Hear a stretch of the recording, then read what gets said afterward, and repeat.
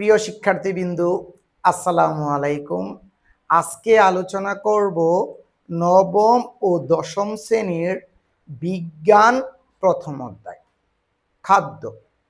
ক্ষুধা নিবারণের জন্য আমরা যা খাই এবং যা খেলে জীবদেহের বৃদ্ধি সাধন, শক্তি উৎপাদন, ক্ষয়পূরণ ও রোগ প্রতিরোধ ক্ষমতা বৃদ্ধি করে তাকে খাদ্য বলে। দেখো, আমরা যে খাবার খাই, খাবার খাওয়ার পরেই কিন্তু আমাদের শরীরে তাপ এবং শক্তি উৎপাদন হয়। পুষ্টি, খাদ্য, আমরা যে খাবার খাই, খাদ্য কি হয়? হজম হয় বা পরিপাক হয়। খাদ্য পরিপাক বা হজম হওয়ার পর যে উপাদানগুলো আমাদের শরীরে কাজে লাগে, তাপ শক্তি উৎপাদন করে, ক্ষয়পূরণ করে, বৃদ্ধি সাধন করে, তাকে পুষ্টি বলে। খাদ্যের উপাদান 6টা, তোমরা সবাই জানো। শর্করা, আমিষ, স্নেহ বা চর্বি, এই 3টা হলো প্রধান খাদ্য। আর সহায়ক খাদ্য হলো ভিটামিন, খনিজ লবণ, পানি। শর্করা, কার্বোহাইড্রেট, দানাদার একই জিনিস। শর্করা কোনগুলো?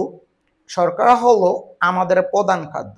যেমন দেখো, ধান, চাল, মানে ধান ও ধান জাতীয় সব, আটা, রুটি বা ভুট্টা, আর হলো চিনি। তাহলে সহজ কথা কি? ধান ও ধান জাতীয় সব, আটা বা গম জাতীয় সব, আর হলো কি চিনি এবং মিষ্টি জাতীয় যত ফল আছে সবগুলো হলো শর্করা।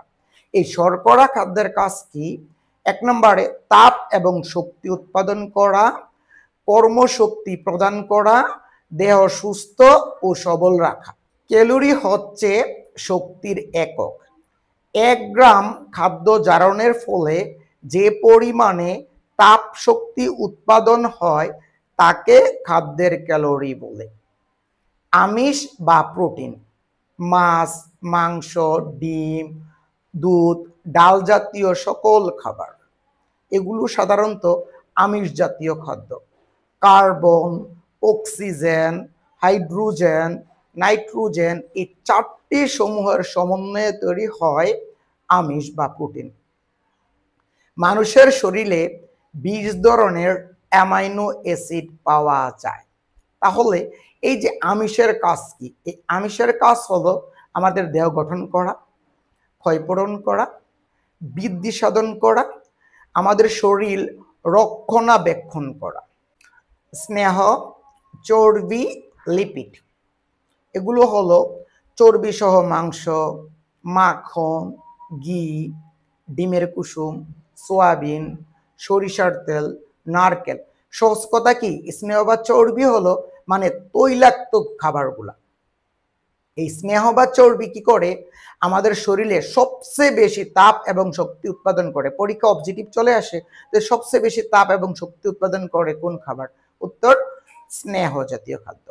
তারপরে চর্মরোগ প্রতিরোধ করে, মানে স্নেহ জাতীয় খাবার খেলে আমাদের স্কিন ভালো থাকে, ত্বকের উজ্জ্বলতা বৃদ্ধি পেয়ে থাকে। মনে রাখার সহজ একটা পদ্ধতি হলো, এই যে আমরা খাদ্যের কাজ 3টা বললাম, তোমরা যদি মনে না থাকে, যেটাই পরীক্ষায় আসুক, মনে করো শর্করা, তারপরে আমিষ, স্নেহ বা চর্বি, ওগুলোর কাজগুলো সহজে বলে দিবা।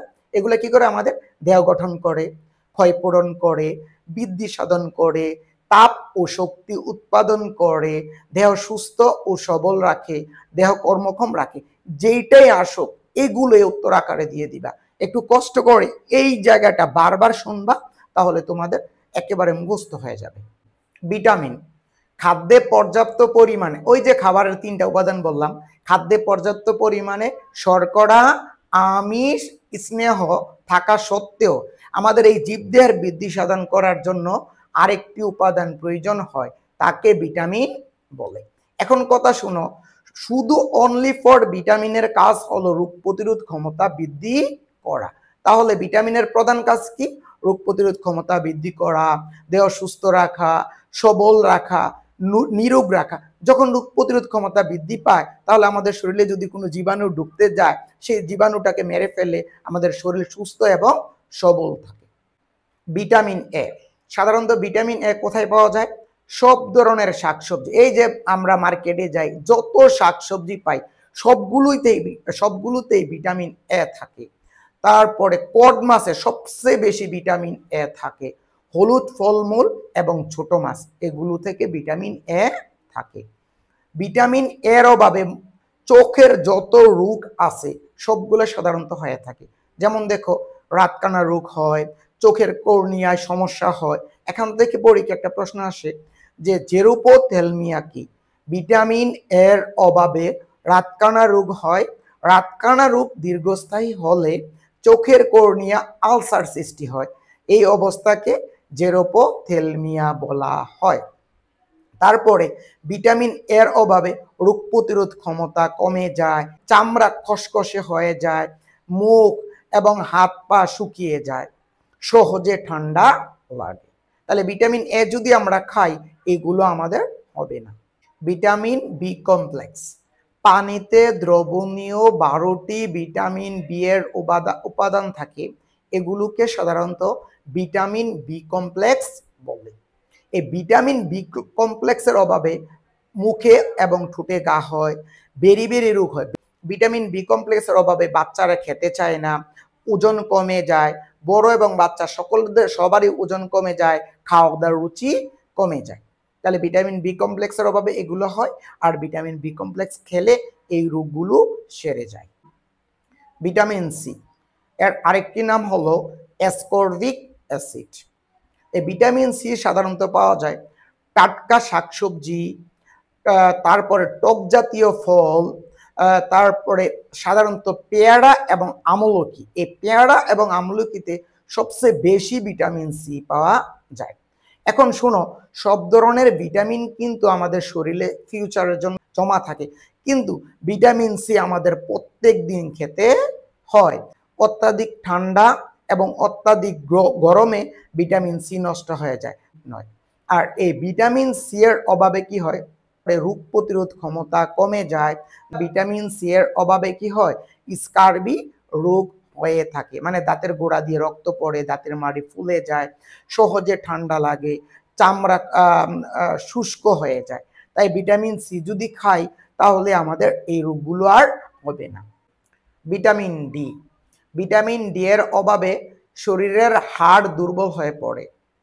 শরীরে যে আমাদের ক্যালসিয়াম দরকার, ভিটামিন ডি যদি না থাকে তুমি যতই ক্যালসিয়াম খাও না কেন, ওই ক্যালসিয়াম আমাদের শরীরে কোনো কাজে লাগে না। শতকরা 80% ভিটামিন বি থাকে সূর্যের আলোতে। আমরা সূর্যের আলো কিন্তু সচরাচর পেয়ে থাকি। সকাল 11টা থেকে বিকাল 3টা পর্যন্ত সূর্যের আলোতে সবচেয়ে বেশি ভিটামিন ডি থাকে। তাছাড়া খাবারেও কিছু ভিটামিন ডি থাকে, যেমন ডিমের কুসুম, দুধ, মাখন, এগুলোতে কিছুটা ভিটামিন ডি থাকে। ভিটামিন ডি এর অভাবে বাচ্চাদের রিকেট রোগ হয়। রিকেট জিনিসটা কি? আমাদের শরীরের যে হাড়গুলো আছে না, এই হাড়গুলো একেবারে নরম হয়ে যায় এবং ধনুকের মতো সাধারণত বেঁকে যায়, বাচ্চারা সোজা হয়ে দাঁড়াতে পারে না। রাফেজ মানে আঁশযুক্ত খাবার, উদ্ভিদের দীর্ঘ তন্তুময় অংশকে রাফেজ বলে। তাহলে আমরা রাফেজ কোথায় পাবো?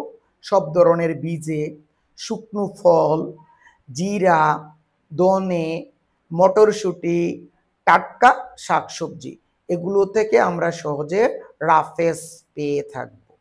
এই যে রাফেজের সাধারণত গুরুত্ব বা সুবিধা বা প্রয়োজনীয়তা একটু বলে দিচ্ছি। রাফেজ এই খাবারগুলো সহজে হজম হয়, আমাদের শরীরে মেদবুড়ি বা চর্বি হয় না, ক্ষুধার প্রবণতা হ্রাস পায়, বারবার খেতে ইচ্ছে করে না, এর ফলে আমাদের ওজন হ্রাস পায়। রাফেজযুক্ত খাবার খেলে কোষ্ঠকাঠিন্য হয় না, অর্থাৎ সহজ কথা, বাথরুমে গিয়ে তোমাদের বেশিক্ষণ বসে থাকতে হয় না। রাফেজযুক্ত খাবার খেলে পাইলস হয় না, হৃদরোগের ঝুঁকি কমে, খাদ্যনালীর ক্যান্সার, পিত্তথলির রোগ পর্যন্ত রাফেজযুক্ত খাবার প্রতিরোধ করতে সাহায্য করে। তার মানে বুঝতে পেরেছো রাফেজযুক্ত খাবারটা অনেক দামি। সুষম খাদ্য বা ব্যালেন্স ডায়েট, মানে যে খাদ্যের 6টা উপাদান সমানভাবে বজায় থাকে বা পরিমিত পরিমাণে থাকে তাকে সুষম খাদ্য বলে। একজন সুস্থ এবং কর্মশীল মানুষের প্রতিদিন প্রায় 2500 মানে 2500 এবং নারীর ক্ষেত্রে 2000 কিলো ক্যালোরি শক্তি প্রয়োজন হয়। সুষম খাদ্যের পিরামিড শর্করাকে নিচে রেখে পরিমাণ বিবেচনা করে পর্যায়ক্রমে শাকসবজি, ফলমূল, আমিষ, স্নেহ বা চর্বি জাতীয় খাদ্য সাজালে যে কাল্পনিক পিরামিড তৈরি হয় তাকে সুষম খাদ্যের পিরামিড বলে। আমার চ্যানেলটা সাবস্ক্রাইব করে নিবা, জাস্ট 5 সেকেন্ড লাগবে, আমার চ্যানেলটা সাবস্ক্রাইব করে পাশে থাকবা। এই অধ্যায়টা অনেক বড়, একটা ভিডিওর মধ্যে পুরাটা ইচ্ছা করলে আমি দিতে পারতাম, কিন্তু আমি দিতে চাচ্ছি না, কারণ তোমরা অনেক সময় বেশি লং ভিডিও বা বড় ভিডিও হলে তোমরা বোরিং হয়ে যেতে পারো। ইনশাল্লাহ পার্ট 2 এর মধ্যে বাকি সবগুলো দিয়ে দিব, এবং যত প্রশ্ন আছে, এমসিকিউ আছে, ওইগুলা সহজে আমি আলোচনা করে দিব। Keep watching my videos, till then, আল্লাহ হাফেজ, আসসালামু আলাইকুম।